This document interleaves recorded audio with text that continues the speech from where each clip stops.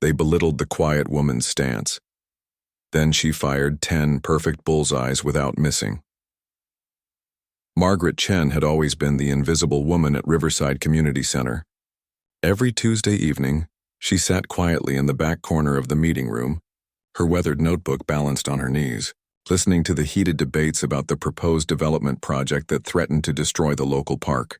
The developers wanted to build a shopping complex where children currently played and families gathered for weekend picnics. For months, Margaret had watched the same group of loud voices dominate every discussion. There was Bill Morrison, the retired contractor who spoke with the authority of someone who believed his opinions were facts. Sarah Jenkins, the real estate agent who saw dollar signs in every conversation. And Marcus Thompson, who owned the hardware store and seemed to think his business success gave him the right to steamroll over anyone who disagreed. Tonight felt different, though. The tension in the room was thicker than usual. The developers had sweetened their offer, promising jobs and increased tax revenue. Many residents who had initially opposed the project were starting to waver. Margaret clutched her notebook tighter, feeling the weight of the research she had compiled over months of careful investigation. When the floor opened for comments, the usual suspects took their turns. Bill stood up first, his voice booming across the room. "Look, we need to be realistic here. This town needs the revenue. We can't let sentiment about some old park stand in the way of progress." Sarah nodded enthusiastically, adding, "The developers are offering fair compensation. We'd be foolish to turn down this opportunity. Besides, there are other parks in the county." Margaret felt her heart racing as she listened to speaker after speaker either support the development or remain silent. The few voices of opposition seemed weak and disorganized. She looked down at her notebook, filled with photographs, property records, environmental impact studies, and historical documentation she had painstakingly gathered. Finally, she raised her hand. The moderator, Mrs. Patterson, seemed surprised. "Yes, Margaret? Did you want to say something?" As Margaret stood up, her legs felt unsteady.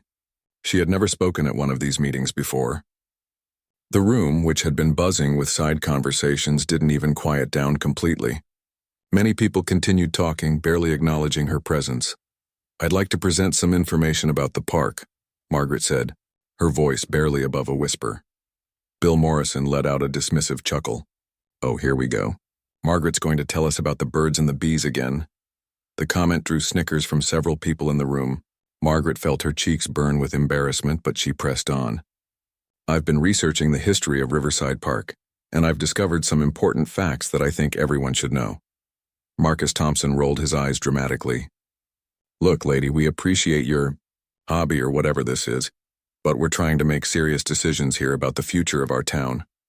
Margaret opened her notebook with trembling hands. "The park sits on a natural aquifer that supplies water to 3 neighboring communities.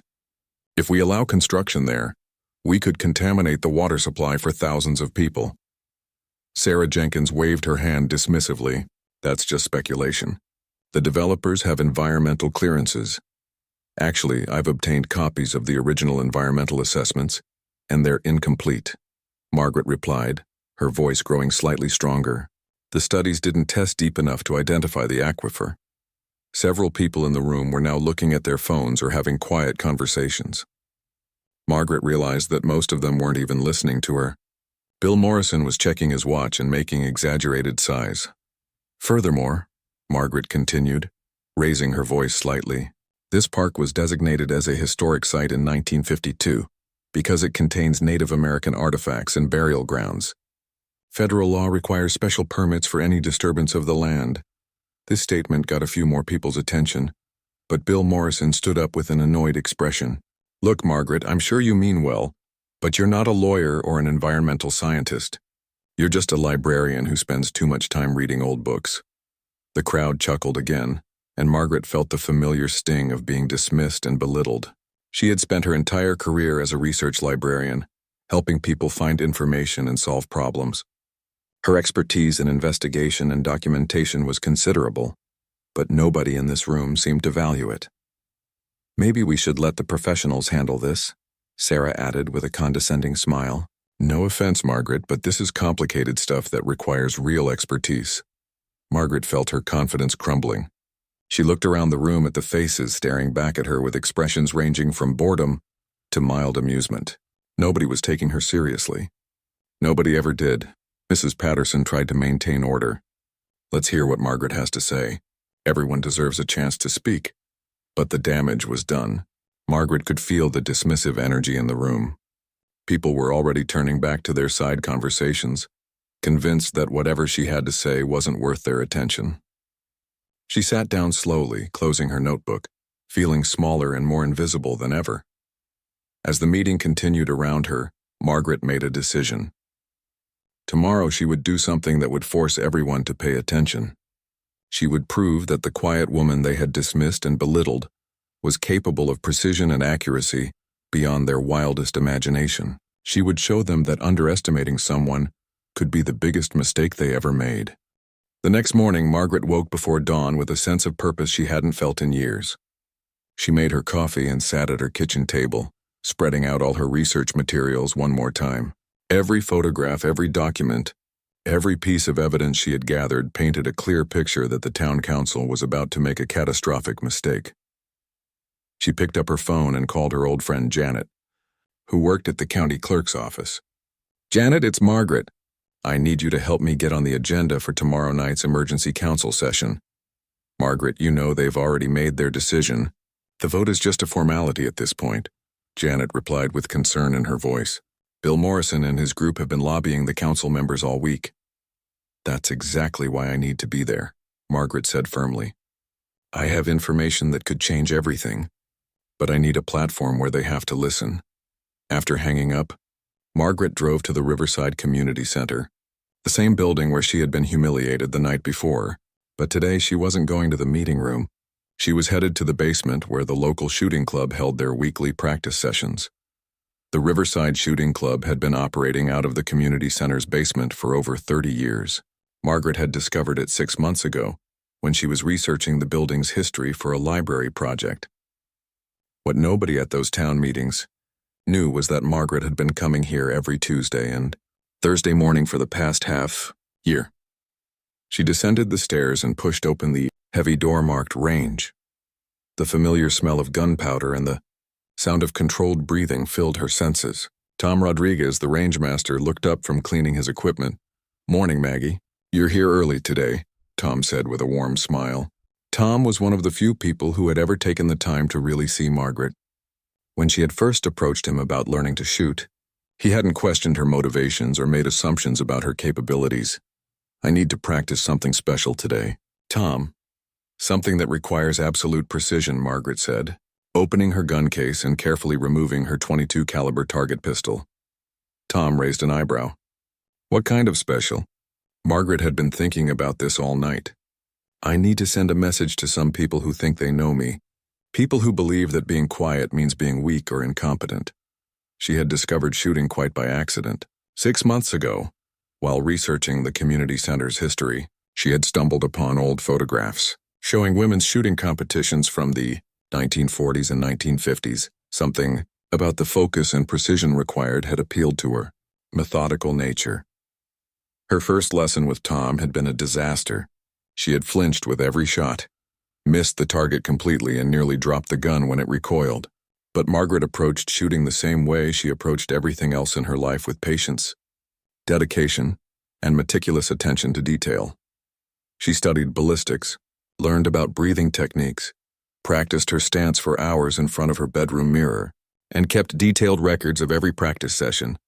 What started as curiosity had become a passion, and her natural precision had made her an exceptional marksman. "Set me up with 10 targets at 50 yards, Margaret said, loading her pistol with the practiced efficiency she had developed over months of training. Tom whistled softly. 50 yards with a pistol? That's competition-level stuff, Maggie. Margaret nodded. I know exactly what I'm doing. She took her position at the firing line, adjusting her stance with the precision of someone who had practiced the same movements thousands of times. Her breathing slowed, her heartbeat steadied, and the rest of the world faded away. The first shot rang out, followed by 9 more in steady succession. When the shooting stopped, Tom walked downrange to examine the targets. He came back shaking his head in amazement. Maggie, I've been running this range for 15 years and I've never seen shooting like that. All 10 shots, dead center bullseye. That's not just good, that's exceptional. Margaret smiled quietly as she cleaned her pistol. Tom, I need you to do me a favor. Tomorrow night, there's going to be a town council meeting. I want you to come and bring some of your equipment. What kind of equipment? The kind that will help me demonstrate that accuracy and precision matter, especially when people are making important decisions based on incomplete information. Tom studied her face carefully. He had watched Margaret transform over the past 6 months from a nervous beginner to one of the most skilled shooters he had ever trained. More importantly, he had come to respect her intelligence and judgment. This wouldn't have anything to do with that park development project, would it? Tom asked. Margaret nodded. Everyone in this town thinks they know who I am because I'm quiet and work at the library. They think they can dismiss my research and my concerns because I don't make a lot of noise or demand attention. She finished packing her equipment and turned to face Tom directly. Tomorrow night I'm going to show them that being underestimated can be someone else's biggest mistake. I'm going to prove that precision and accuracy in one area often translate to precision and accuracy in others. Tom grinned and extended his hand for a shake. Count me in, Maggie. It's about time this town learned what you're really made of. As Margaret drove home, she felt a calm confidence settling over her. Tomorrow night she would force Bill Morrison, Sarah Jenkins, Marcus Thompson, and everyone else to pay attention. She would demonstrate that the quiet woman they had belittled possessed skills and capabilities they never imagined. More importantly, she would use that demonstration to make them listen to the research that could save their community from making a disastrous mistake. Sometimes, Margaret thought to herself, you have to show people who you really are before they'll hear what you have to say. The emergency town council meeting was scheduled for 7 o'clock sharp, and by 6:30, the community center was already packed. Word had spread quickly through the small town that the developers were ready to finalize their offer, and many residents wanted to witness what they believed would be the final decision about Riverside Park. Margaret arrived at 6:45, carrying her leather satchel and walking with a purpose that was noticeably different from her usual hesitant demeanor. She had dressed carefully for tonight, choosing a simple but professional navy blazer and her most confident pair of shoes. She wanted to look like someone who meant business. Tom Rodriguez was already there, having arrived early to set up his equipment in the back of the room as Margaret had requested. He had brought a portable target stand, paper targets, and his measuring tools. A few people had asked him what the shooting equipment was for, but he had simply smiled and said they would find out soon enough. Bill Morrison was holding court near the front of the room, surrounded by his usual group of supporters. His voice carried across the space as he explained to anyone who would listen why the development project was the best thing that could happen to their town. Candier. Environmental concerns are overblown, he was saying loudly. These developers have lawyers and scientists on their team. They wouldn't risk their investment if there were real problems.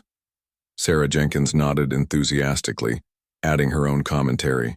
Besides, Margaret's little research project was just amateur hour. She doesn't have the credentials to understand these complex environmental issues. Margaret heard every word as she walked past them to take her seat. For the first time in months, their dismissive comments didn't make her feel small or inadequate. Instead, they strengthened her resolve. Council President Robert Hayes called the meeting to order promptly at 7 o'clock. Ladies and gentlemen, we're here tonight to vote on the proposed development of Riverside Park. Before we proceed with the official vote, we'll hear final comments from residents. The first several speakers were the same people who had dominated previous meetings. Bill Morrison spoke about economic opportunity and job creation. Sarah Jenkins emphasized the financial benefits to homeowners. Marcus Thompson argued that progress sometimes required difficult decisions. Then, unexpectedly, Margaret stood up and raised her hand. I'd like to address the council and the community one more time, she said, her voice clear and steady. President Hayes looked surprised but nodded. Margaret, you have 5 minutes. As Margaret walked to the front of the room, she could hear whispered comments from various sections of the audience. What's she doing now? Didn't she already waste our time with her research? This is pointless. Margaret reached the podium and looked out at the crowd. For a moment, she felt the familiar flutter of nervousness, but then she remembered the feeling of perfect accuracy from that morning's practice session. The same focus and precision that made her an exceptional marksman could serve her well in this moment. 6 months ago, I began researching the history and environmental impact of Riverside Park, Margaret began, her voice carrying clearly through the room. Many of you have dismissed my findings because you believe I lack the expertise to understand complex issues. Bill Morrison rolled his eyes visibly, and several people in the room shifted in their seats with obvious impatience. Tonight, I want to demonstrate something important about accuracy and precision, Margaret continued. I want to show you that when someone takes the time to develop real expertise, the results speak for themselves. She turned to Tom Rodriguez, who had been waiting quietly in the back of the room. Tom, would you please set up the target? A murmur of confusion ran through the crowd as Tom began assembling the portable target stand. President Hayes looked bewildered. Margaret, what exactly are you doing? I'm going to fire 10 shots at that target, Margaret announced calmly. I'm going to demonstrate the kind of precision that comes from dedicated practice and careful attention to detail. The room erupted in confused chatter. Sarah Jenkins stood up and called out, This is ridiculous. What does shooting have to do with the park development? Marcus Thompson shook his head in disgust. Lady, you've completely lost your mind. This is a town council meeting, not some kind of Wild West show. Bill Morrison's voice boomed over the crowd noise. Margaret, this is just another attention-seeking stunt. You're wasting everyone's time with these theatrics. Margaret waited patiently for the noise to die down. When she had their attention again, she spoke with quiet confidence. The same skills that allow someone to hit a target with perfect accuracy, the ability to focus, to eliminate distractions, to trust in careful preparation, are the same skills that allow someone to conduct thorough, accurate research. She paused, making eye contact with several people in the audience. I'm going to prove to you that I don't do anything halfway and I don't make careless mistakes. When I tell you that this development project will contaminate our water supply and violate federal historic preservation laws, I'm speaking with the same precision I'm about to demonstrate. Tom finished setting up the target 25 feet away from where Margaret stood. He had chosen this distance because it would be clearly visible to everyone in the room, while still requiring genuine skill to hit consistently. Margaret removed her pistol from its case with practiced efficiency. Several people in the crowd gasped, clearly not expecting to see a firearm at a town council meeting. President Hayes started to stand up in alarm. It's okay, Robert, Tom called out. I'm a certified range master, and we've cleared this demonstration with the appropriate authorities. The gun is loaded with target ammunition, and we've taken all necessary safety precautions. Margaret took her shooting stance, her body positioning perfect and confident. The room fell completely silent for the first time all evening. Even Bill Morrison stopped talking, apparently fascinated despite himself by this unexpected turn of events. 10 shots, Margaret announced clearly. 10 perfect bullseyes, just like the 10 pieces of evidence in my research that prove this development project is a mistake. She raised her pistol, took a deep breath, and fired the first shot. The first shot rang out sharp and clear in the hushed community center. Margaret's stance remained perfectly steady, her breathing controlled, her focus absolute. 25 feet away, the bullet had found its mark dead center in the bullseye. A collective gasp went through the crowd. Bill Morrison's mouth fell open slightly, his usual confident smirk replaced by genuine surprise. Sarah Jenkins stopped fidgeting with her phone and stared intently at the target. Even the council members leaned forward in their chairs to get a better view. Margaret didn't pause to acknowledge their reactions. She reset her stance, controlled her breathing, and fired the second shot. Another perfect bullseye, so close to the first shot that the holes nearly overlapped. Holy cow, someone whispered from the middle of the room. The third shot followed with mechanical precision. Then the fourth. Each bullet found the exact center of the target, with an accuracy that seemed almost impossible to the watching crowd. Margaret's movements were fluid and confident, showing none of the nervousness or hesitation that people associated with the quiet librarian they thought they knew. By the fifth shot, the room was so silent you could hear people breathing. Margaret had everyone's complete and undivided attention for the first time since she had started attending these meetings. The transformation was remarkable to watch. The woman who had been dismissed and ignored just 24 hours earlier was now commanding the absolute focus of every person in the room. Shot number 6 struck the target with the same devastating accuracy. Tom Rodriguez, watching from his position near the target stand, shook his head in amazement. Even though he had trained Margaret and witnessed her exceptional skill development, seeing her perform under this kind of pressure impressed him tremendously. Marcus Thompson, who had been among her harshest critics, was now watching with the concentration of someone witnessing something extraordinary. His earlier dismissive attitude had completely evaporated, replaced by genuine respect for the skill being demonstrated. The seventh shot hit the bullseye with such precision that it actually pushed one of the earlier bullets slightly to the side, creating a tight cluster of holes in the center ring.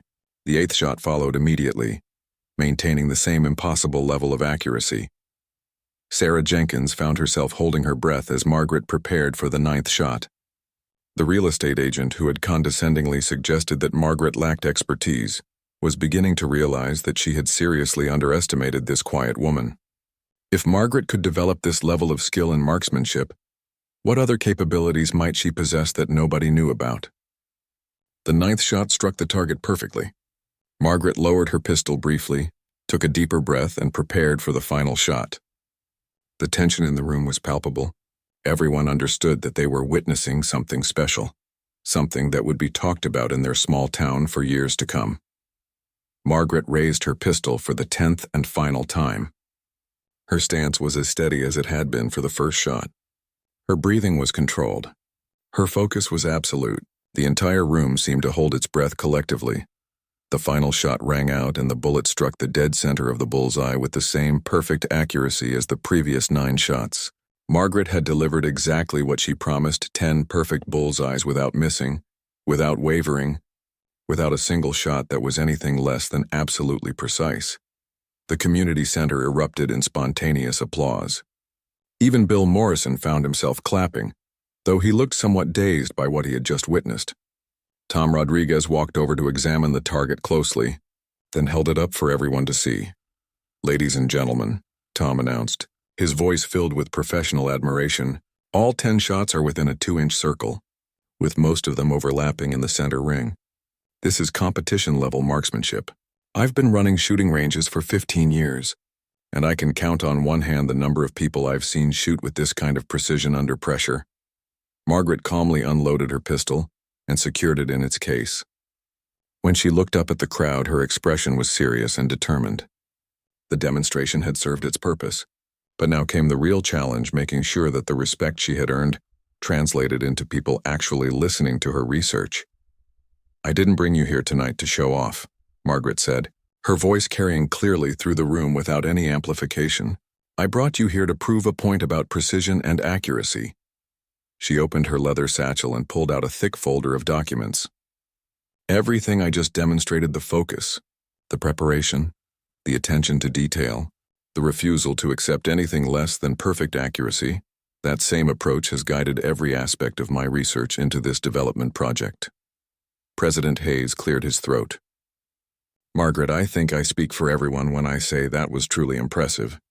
But how does this relate to the matter before the council tonight?" Margaret smiled confidently. "It relates because for the past 6 months, people in this room have dismissed my research findings. They've suggested that I lack the expertise or competence to understand complex environmental and legal issues. They've treated my concerns as the amateur efforts of someone who doesn't know what she's talking about." She gestured toward the target, still visible to everyone in the room. "I just proved to you that when I commit to learning something, I don't do it halfway. I don't make careless mistakes. I don't accept imprecise results." Bill Morrison, who had finally recovered from his shock, tried to regain some of his earlier authority. "That's quite a demonstration, Margaret, but shooting and environmental science are completely different things." Margaret turned to face him directly, her confidence now unshakable. "You're right, Bill, they are different, but the methodology is exactly the same: careful research, attention to detail, verification of sources, and precise documentation of findings. The same skills that enabled me to develop this level of marksmanship have enabled me to uncover facts about this development project that nobody else has bothered to investigate." Margaret opened her folder and pulled out the first set of documents. The room, which had been buzzing with excitement after her shooting demonstration, fell silent again as people prepared to finally hear what she had discovered. 6 months ago, I began investigating this development project the same way I approach everything else, with systematic thoroughness. Margaret began, her voice steady and authoritative.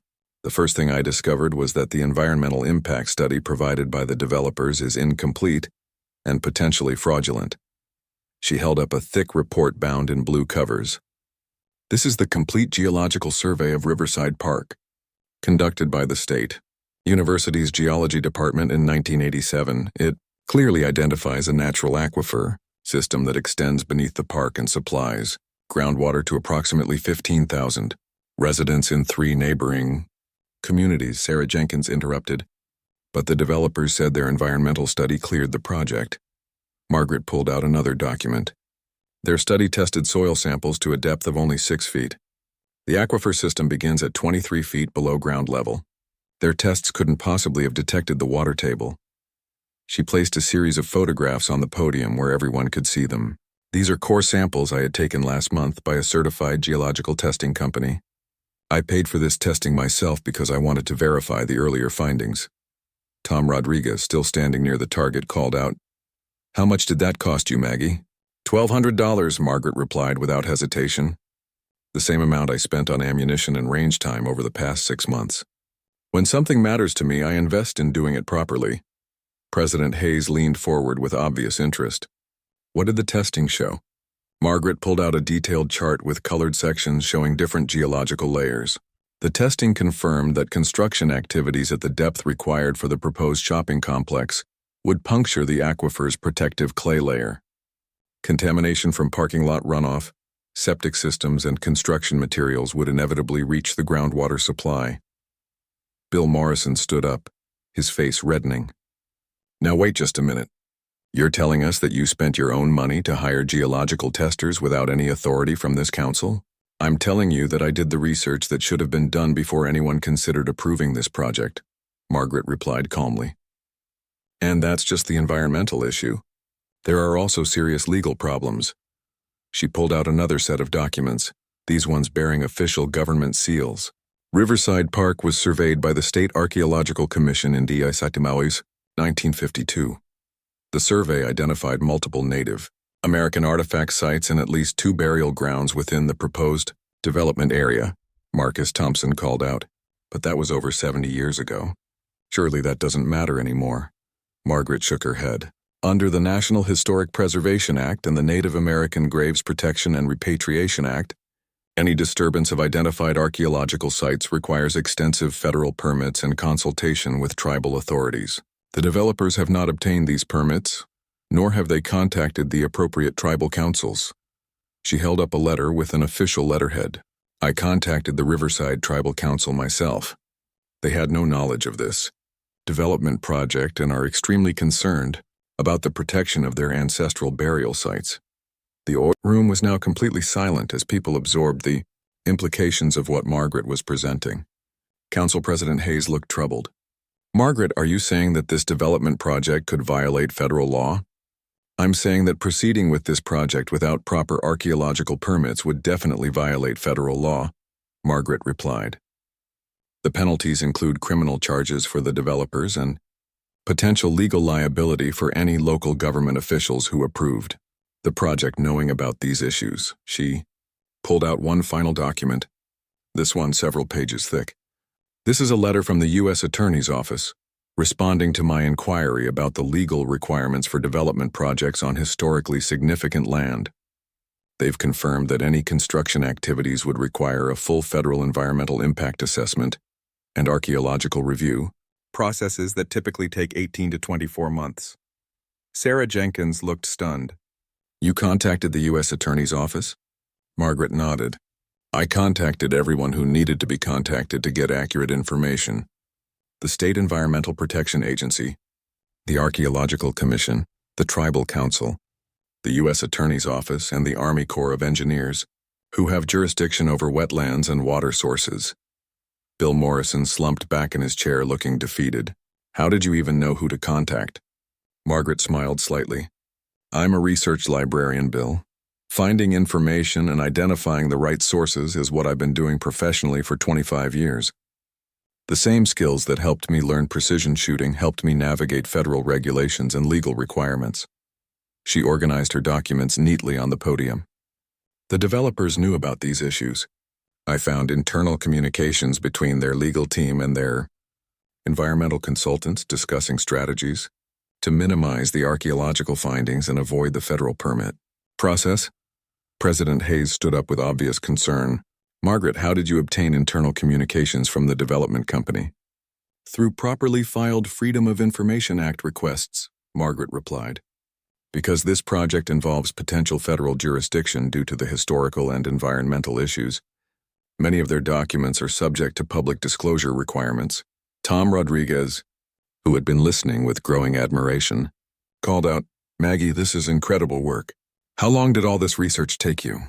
Margaret looked around the room at the faces that were now showing respect instead of dismissal. 6 months of systematic investigation. The same 6 months I spent learning to shoot with precision. Every morning before work, every weekend, every evening after library hours. When something is important to me, I don't do it halfway. She closed her folder and looked directly at the council members. Gentlemen, you have 2 choices.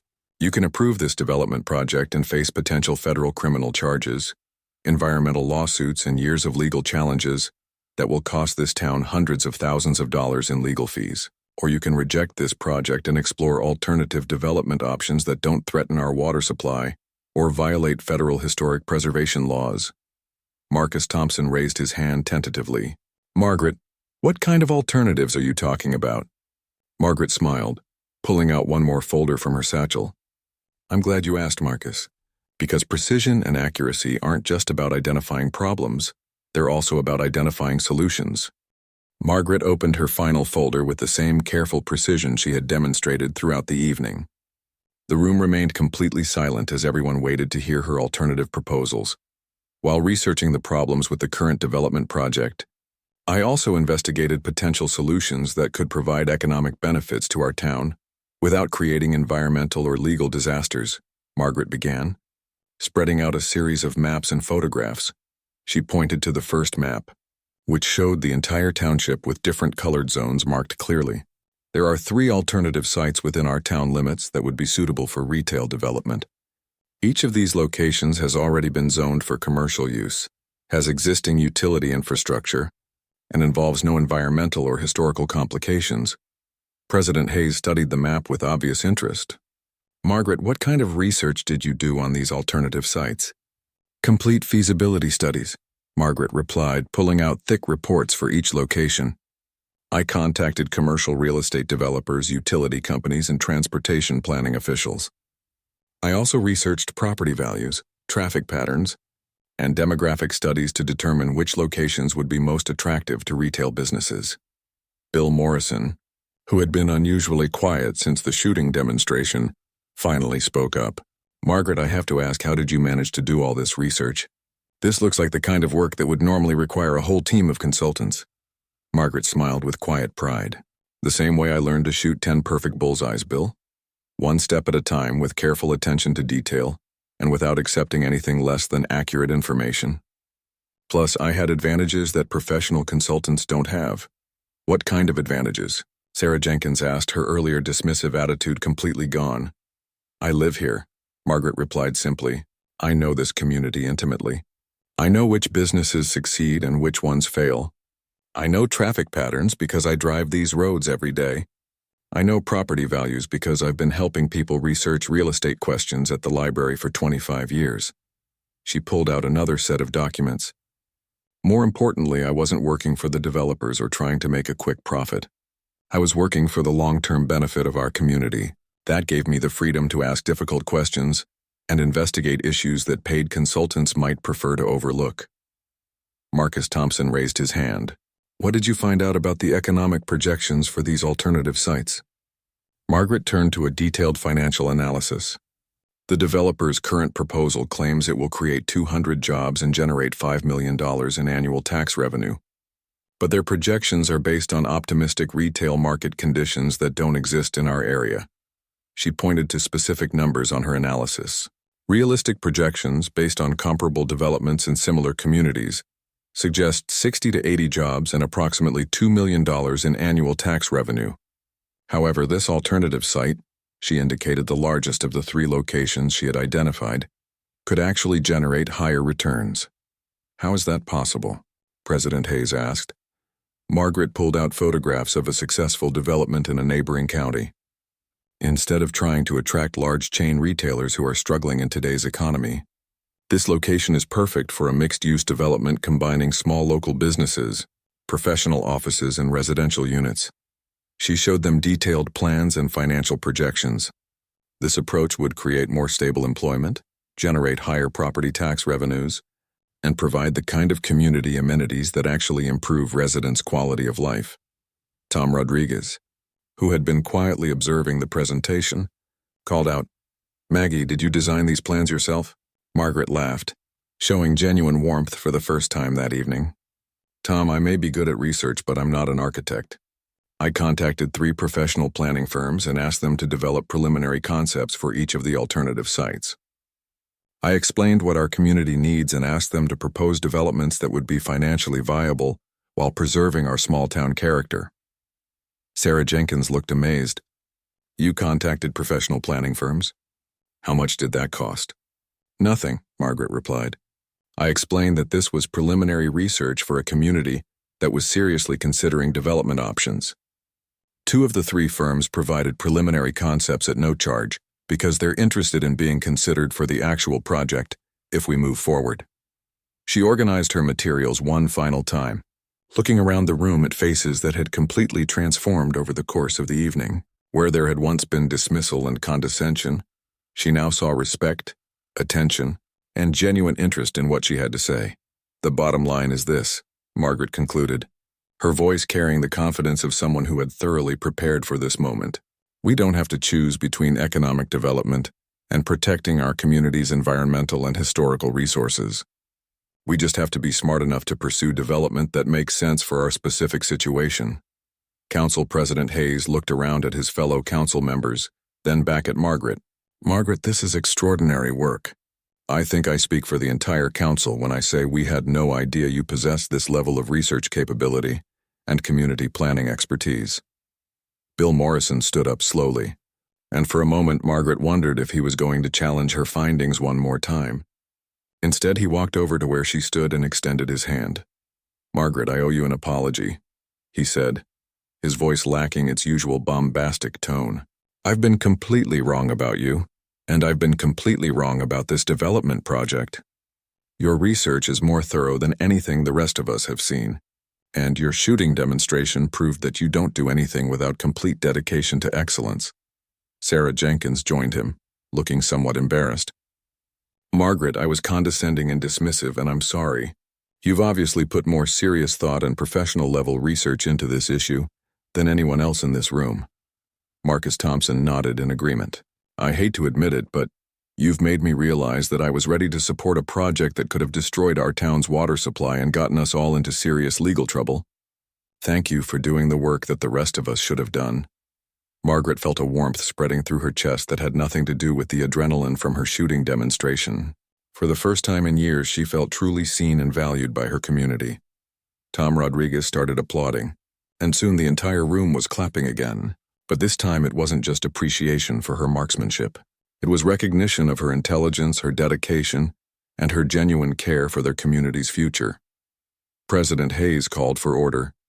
"Given the information Margaret has presented tonight, I think we need to postpone the vote on the current development proposal and establish a committee to thoroughly review her findings and explore the alternative options she's identified. I nominate Margaret to chair that committee," Bill Morrison said. "Immediately."